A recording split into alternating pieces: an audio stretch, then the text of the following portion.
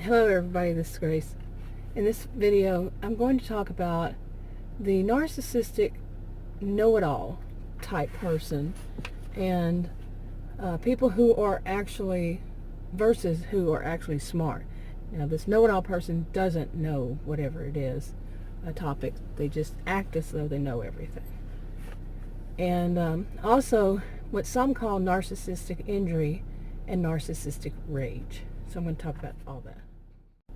Okay, and as is my habit, when I say you, it's basically replacing some person or person. So I'm not saying you personally. So, anyway, now imagine somebody who is very intelligent, very smart, however you want to see it, or like a voice of authority on a topic. Somebody who really knows, what they're talking about. They're really smart. And then someone who is not, who's rather narcissistic, who believes that everybody should, that they know it all, like I said, and that everybody should respect that. Everybody. Nobody should question their authority. And that's how they view the world. Because when, to them, say the, whatever topic, and somebody questions what they're saying, and says, no, that's not true, they would see that as, that they would feel, I don't know if I'd say feel it, but they would, it's like an ego, a bruise to their ego. And some call that narcissistic injury. And then they rage. They go into what some call a narcissistic rage, and, but it could just be that they lash out, and that lashing out could be verbal. Okay. It doesn't have to be, when I think of rage, I think of somebody totally physically even out of control. Okay, now they don't have to be, to even appear to be that. It's that they lash out verbally. Let me give some examples. Okay, now what they do is they try to get the balance back. They try to get it back, not even a balance. They try to get it back to where they are the one who seems to have all the authority, is a voice of authority, who knows it all, who is someone that others should see as extremely intelligent, that, like, as though they have a genius IQ or a superior IQ, and they don't. Now the other person, let's just say the other person does. Okay, imagine them two coming, winding up being in the same room together, and there's a discussion going on. Just imagine it for a moment, how that could clash. Okay, given the way things are today with the social distancing, I'm trying to think of how would this be an example. I guess perhaps, a business is having meetings like Skype or online live stream with one another. I don't know how that would work, but however they do it with other people from other locations, let's put it that way, the top people. And one of them is narcissistic, and the other one is actually the one that's intelligent and knows their topic. And it, for whatever reason, it seems like they would pick on, the narcissistic one would pounce on that one, because that narcissistic person thinks they know it all, and that narcissistic person states their view on something, but the other one says, no, that's not true. Boom. That's pretty much all that's needed, even. Or that they just feel that the one who's actually the voice of authority is somehow just to them wrong, or just trying to state they're better in whatever way. Okay, maybe that wasn't a great example, but anyway, let me move to this part.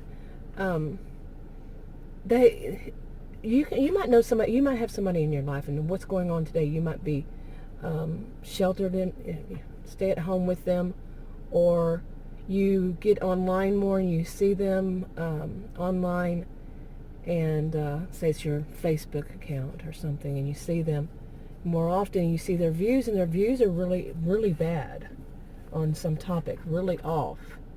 And, say you, or the person, is, like I said, very intelligent, very much a voice of authority. It just could be very smart, and what the narcissistic know-it-all is doing is not connecting the dots right.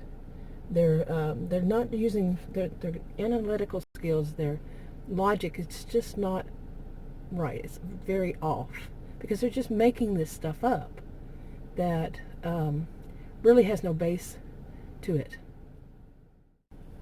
Okay, now what they, say if it's somebody that you're dealing with, what in whatever way, and what they seem to tend to do is they will go down this line and say, well, if you're so smart, then, and they will expect you to be, that you must be someone who knows everything about every field, everything. And if you don't, and they will pull something out of a book they just read, or I've said this before, out of some kind of magazine or anything.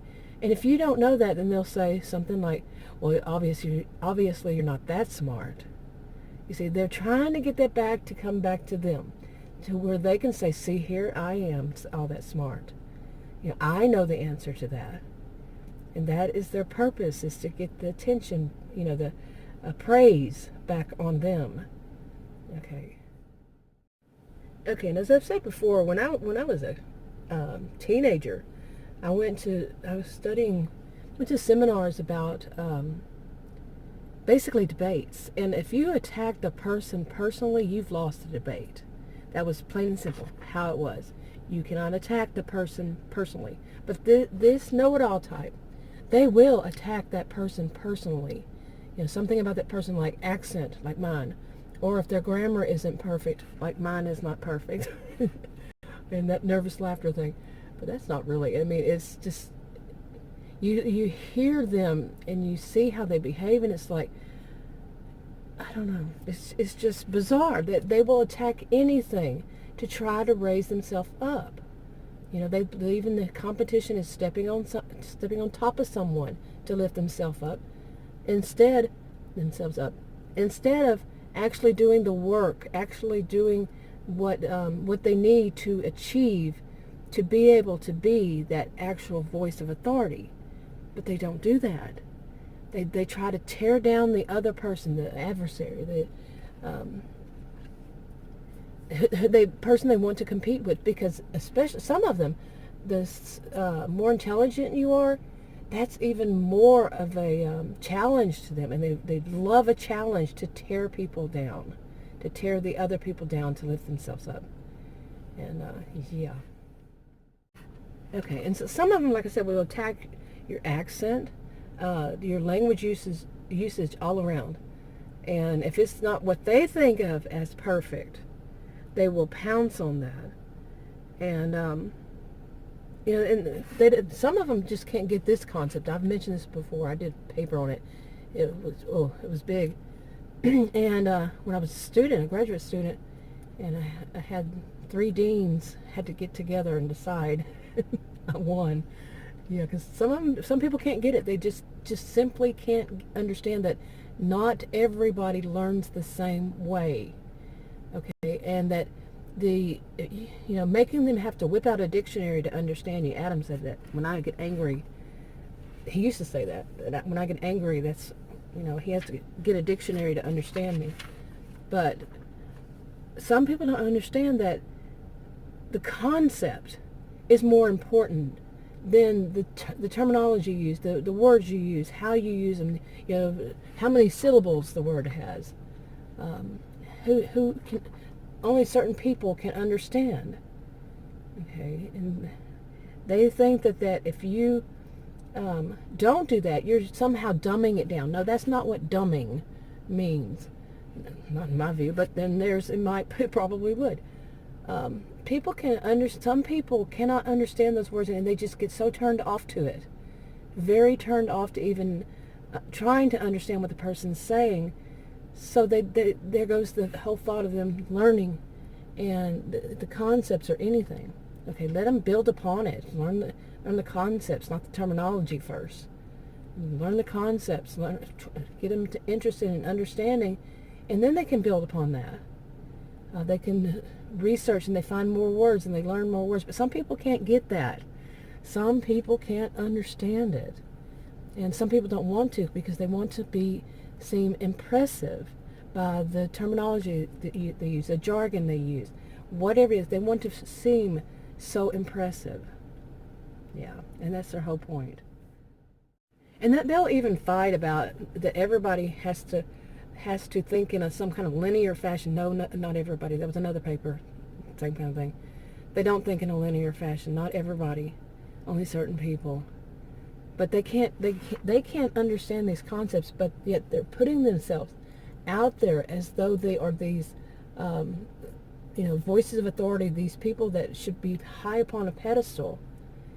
When they're say they're educators, and that everybody should praise how they do it, when they can't seem to get the concept of not everybody learns that same way. That was probably a better example in my head. Other people might see the other ones as better examples. Yeah. Okay, and you get it. It's their way or no way. Some people say their way or the highway, but in this one, it's their way or no way. If they have to be the one that's high up, and everybody praises them and looks up to them, glorifies them, and says, "Oh, such great work," and they don't believe that anybody else, nobody else can have nobody else can be anything near them, and they can't have a different, or they can't have a different way of teaching. Some people would be more laid back. Some people would be up there with this, tie on. Men, maybe, just men, or women, but a three-piece suit kind of thing, and some would be like blue jeans and t-shirt, but they don't see that. They see that everybody, they are the model, and everybody should try to be just like them, but they would never reach that level that they are in, and they need to know that. Yeah, that type exists. Anyway, that was one of the things on my mind. I just did a video about different ways of teaching that I feel should be different ways of teaching. And I had mentioned in that I did a video before that, and I need to listen to that video with some other concepts. But I'm going to start doing more on this, and more on people who, more along this line of people who are smart. Put it that way, just smart. They're just smart, and what they go through. I've looked for some research on it, on superior IQ, genius IQ, and I'm talking scholarly research, and haven't really found anything, which worries me, which really concerns me, because are we really living in a world where, I know we are, so I'm well aware that we are, where that is not something that, I'll do that in another video. Anyway, I'm going to go ahead and wrap this one up. If you feel like comfortable, you can leave a comment below this video on YouTube. Talk to you on another video. Bye. Oh, there is one other thing I wanted to mention in some video, so I might as well put it on this one. It's just a little short thing. Last night, with all this going on, I've been home. I've been home today. I think is 3 weeks for me that I've been home and really haven't gone out. Tried to one day, earlier this week or last week, and just made it around the block. I'm talking driving. A lot of people out walking more than usual. Just keeping social distancing in action. But I was starting to get there's nothing on TV. There's nothing, nothing to keep me occupied. But I'm never really bored. I can always find something to do. And anyway, I looked on Netflix and I saw a series. I don't usually watch Netflix, but I checked it out, and I saw this series called Freud. Freud. And I watched the trailers and I said, I don't know if this is going to be my type. It seemed kind of blood, guts, and gore, and kind of too, I don't know what term I should use for that, but just too much that. And I watched both of the, like I said, the trailers, and then I watched a little bit of the first episode, and I said, yeah, it probably is, but I think I'm going to keep watching it. I find it rather interesting now. I do wonder how much is based in, how much is real and not. I have plenty of books, and I always enjoyed reading Freud, and yes, he is what he is, and that seems like it's coming back around.